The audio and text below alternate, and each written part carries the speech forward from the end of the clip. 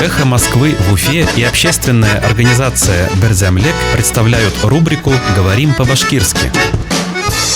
Перейти. Күсергә. Перейти в собственность. Милеккә күсергә.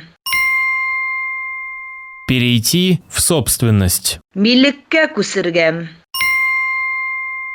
Радий Хабиров заявил, что акции БСК должны перейти в собственность России. БСК акциялары Рәсәйнең милкенә күсергә тиеш, дип белдерде Радий Хабиров.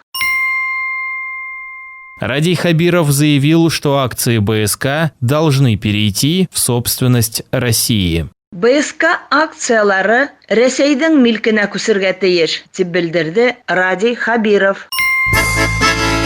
«Эхо Москвы» в Уфе и общественная организация «Берзямлек» представляют рубрику «Говорим по-башкирски».